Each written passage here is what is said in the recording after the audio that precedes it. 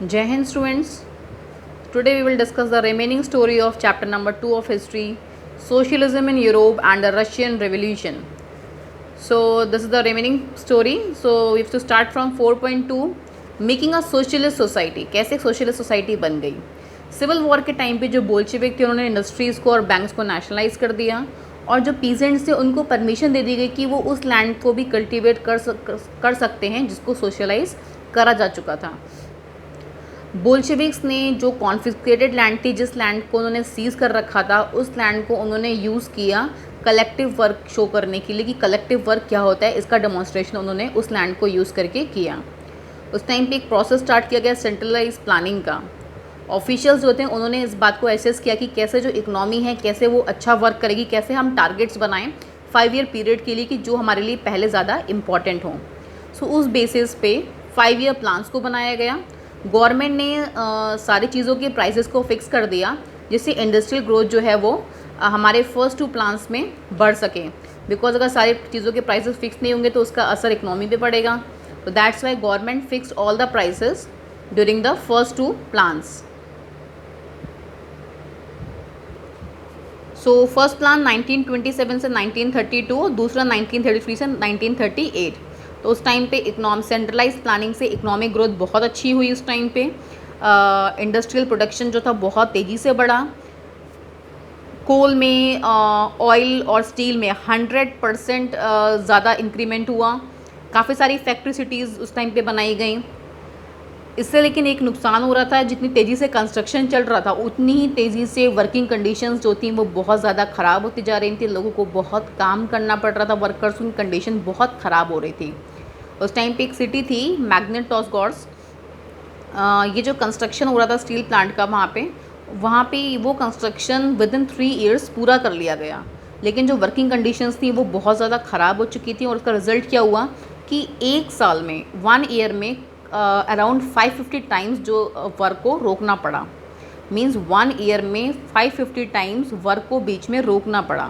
जो उनकी living quarters थे जहाँ पे वर्कर्स रहते थे, विंटर टाइम में उनको 40 डिग्री बिलो टेम्परेचर से लोगों को 4th फ्लोर से नीचे आके स्ट्रीट को क्रॉस करके टॉयलेट जाना पड़ता था. इतनी कंडीशंस उन लोगों की उस टाइम पे ख़राब थी. बट वहाँ पे कुछ स्कूलिंग सिस्टम को डेवलप किया गया.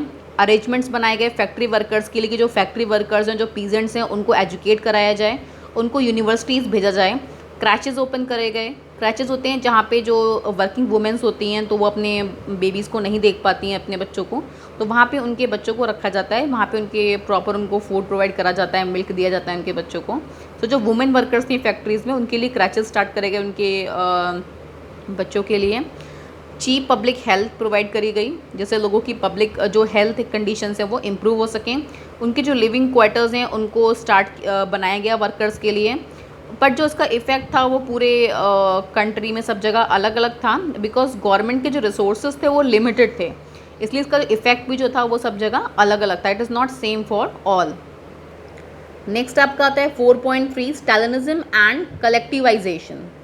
ये वो टाइम था जिस टाइम पे प्लांट इकोनॉमी की स्टार्टिंग थी. तो उसको जो उस टाइम पे कलेक्टिवाइजेशन से एग्रीकल्चर में जो नुकसान हो रहा था उससे उसको लिंक करा गया.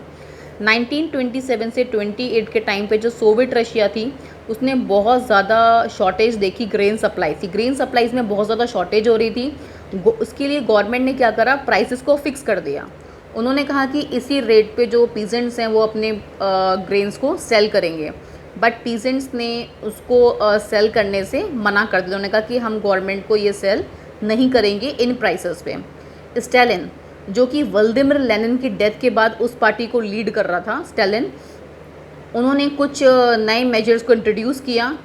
और स्टालिन को ऐसा लगता था कि जो रिच पीजेंट्स हैं और जो ट्रेडर्स हैं विलेजेस में, उन्होंने अपने स्टॉक को रोक के रखा हुआ है. उनको लग रहा है कि जब गवर्नमेंट प्राइस बढ़ाएगी तब हम उन स्टॉक्स को सेल करेंगे, तब तक हम उन स्टॉक्स को सेल नहीं करेंगे. 1928 में जो पार्टी मेंबर्स थे उन्होंने जितने भी ग्रेन प्रोड्यूसिंग एरियाज थी वहाँ का सर्वे किया.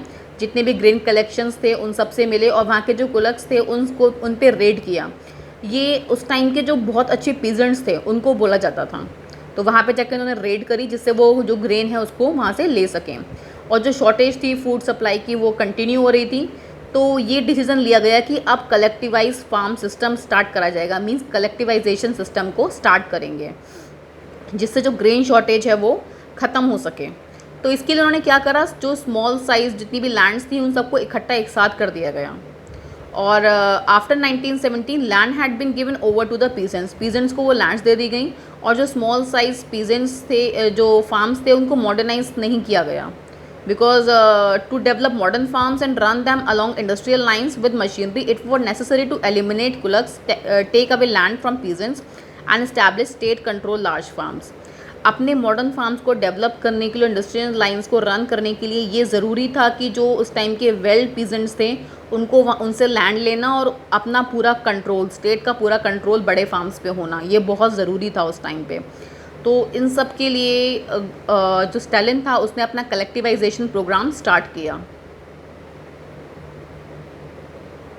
सो 1929 से पार्टी ने उस फॉर्म सिस्टम को स्टार्ट किया। उन्होंने सारे पीजेंट्स को फोर्स किया कि वो कलेक्टिव फार्म से वर्क करेंगे, और उन्होंने सारी लैंड्स को इकट्ठा कर लिया। उस पर सारे जो वर्कर्स थे वो मिलके पीजेंट्स काम करते थे, और जो जितना भी प्रॉफिट होता था वो सारे पीजेंट्स में इक्वली डिवाइड होता था।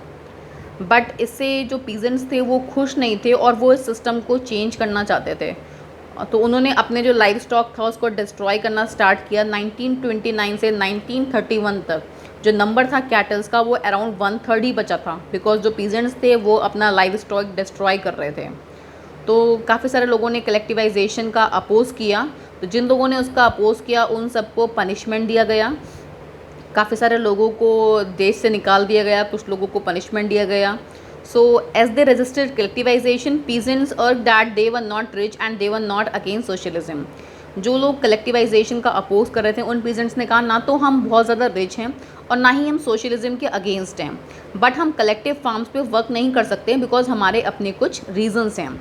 तो स्टालिन की जो गवर्नमेंट थी उन्होंने कुछ इंडिपेंडेंट कल्टीवेशन की परमिशन दे दी कुछ पीजेंट्स को, बट जिन पीजेंट्स को इंडिपेंडेंट कल्टीवेशन की परमिशन मिली थी उनके साथ ट्रीटमेंट जो था वो बहुत अच्छा नहीं था। उनका ट्रीटमेंट उनके साथ बिल्कुल भी सिंपैथेटिकली नहीं था। The treatment was अनसिंपैथेटिकली।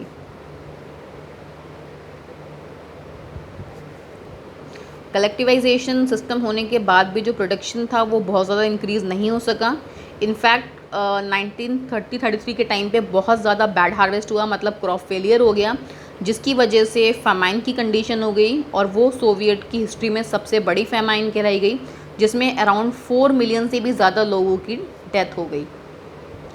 अब जो पार्टी के अंदर जो बहुत सारे लोग थे वो इन पॉलिसीज़ जो थी और जिनके रिजल्ट थे कलेक्टिवाइजेशन का, इनके क्रिटिसाइज़ करने लगे, इनकी मतलब बुराई करने लगे, इन सारी पॉलिसीज़ को क्रिटिसाइज़ करने लगे।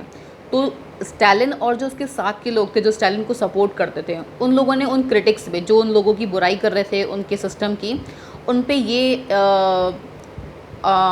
ये कह सकते हैं हम कि उन पे ये एलिगेशन लगाया या उन पे ये आरोप लगाया कि वो सोशलिज्म के अगेंस्ट कॉन्स्पिरेसी कर रहे हैं।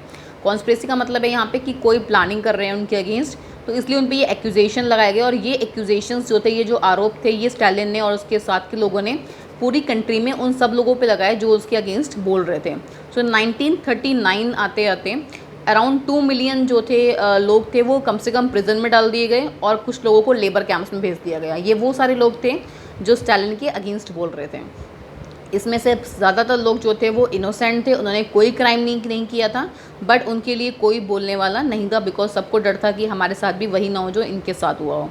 और काफ़ी सारे लोगों से उसमें से फॉल्स कन्फेशन, मतलब उनसे ज़बरदस्ती लिखवाया गया कि आपने मतलब स्टालिन के अगेंस्ट कुछ प्लानिंग करी है, और जिसकी वजह से उनको टॉर्चर किया गया और बाद में उनको मार दिया गया। इसमें से काफ़ी सारे जो लोग थे वो काफ़ी टैलेंटेड प्रोफेशनल्स थे। Now the fifth part, the global influence of the Russian revolution and the USSR, कि इसका ग्लोबल इन्फ्लुएंस क्या हुआ रशियन रेवोल्यूशन का और यूएसएसआर। तो जितनी भी एग्जिस्टिंग सोशल पार्टीज़ थी उस टाइम यूरोप में, उन्होंने मतलब बोल्शेविक्स ने जो पावर ली और जो उसके मतलब उन सब हम कह सकते हैं कि हर किसी ने उसको सपोर्ट नहीं किया। हालांकि जो पॉसिबिलिटी थी वर्कर स्टेट्स की, that was fired people imagination across the world. Workers की कंडीशन जो थी वो इम्प्रूव हुई थी, बट बहुत जगह वो प्रॉपरली इम्प्रूव नहीं हो पाई थी। काफ़ी सारी कंट्रीज़ में कम्युनिस्ट पार्टीज़ बन रही थी, जैसे कि communist party of great Britain, Bolsheviks ने जो कॉलोनियल पीपल्स थे उनको बहुत ज़्यादा इंकरेज किया कि वो इस एक्सपेरिमेंट को फॉलो करें। जो नॉन रशियंस थे, जो यूएसएसआर के जो बाहर के नॉन रशियंस थे, जो बाहर के लोग थे, उन्होंने जो कॉन्फ्रेंस हुई पीपल ऑफ द ईस्ट में और जो बोल्शेविक फाउंड कॉमेंट्रन में, उसमें पार्टिसिपेट किया। उसमें से जो वर्कर्स थे ईस्ट के, उन सब काफ़ी सारे लोगों को उसमें एजुकेशन भी प्रोवाइड करी गई। यूएसएसआर कम्युनिस्ट यूनिवर्सिटी, सो यूएसएसआर कम्युनिस्ट यूनिवर्सिटी जो थी उसमें काफ़ी सारे वर्कर्स को एजुकेशन प्रोवाइड कराई गई। तो जिस टाइम पे सेकेंड वर्ल्ड वॉर स्टार्ट हुआ, उस टाइम पे जो यूएसएसआर है उसको मतलब एक अलग पहचान मिल चुकी थी पूरे वर्ल्ड में। उसका अपना एक अलग स्टेटस था, उसकी अपनी अलग पहचान थी सेकेंड वर्ल्ड वॉर के टाइम तक। 1950s तक 1950s तक लोगों को मतलब ये फील होने लग गया था कि जो कंट्री, जो हमारा स्टाइल है गवर्नमेंट का, यूएसएसआर का जो काम करने का, वो रशियन रेवोल्यूशन के आइडियल से मैच नहीं कर रहा है, मतलब उनके अकॉर्डिंग काम नहीं हो रहा था। In the world socialist movement too it was recognize that all was not well in the Soviet Union. पूरे वर्ल्ड में लोगों को लगने लग गया था कि सोशलिस्ट मूवमेंट को भी, कि जितनी भी चीज़ें सोवियत यूनियन में हो रही हैं वो ठीक नहीं हैं, काफ़ी सारी चीज़ें जो हैं वो गलत हो रही हैं। अब जो एक बैकवर्ड कंट्री थी वो एक ग्रेट पावर बन चुकी थी। इंडस्ट्रीज़, एग्रीकल्चर जो थी वो डेवलप हो चुकी थी। जो गरीब लोग थे उनको भी फूड मिलने लगा था। But it had denied the essential freedom to its citizens and carried out its development projects through repressive policies. But उन लोगों ने अपने सिटीजन्स को प्रॉपर फ्रीडम नहीं दिया और कुछ ऐसी पॉलिसीज़ को स्टार्ट किया जो उनके लिए बहुत ज़्यादा ख़राब थी। 20वीं सेंचुरी के एंड तक the international reputation of the USSR as a socialist country had declined, though it was recognized that socialist ideals still not enjoyed respect among its people.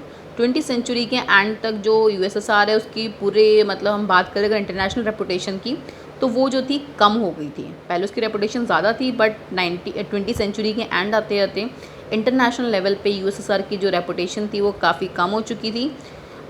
But in each country the ideas of socialism were rethought in a variety of different ways. But बाकी सारी countries में जो socialism के ideas जो हुए थे उन सबको फिर से उनके बारे में रीथॉट, फिर से उनके बारे में सोचा जा रहा था कि अलग अलग तरीके से लोग सोच रहे थे कि हम और क्या क्या मतलब होना चाहिए था और क्या क्या हो सकता था।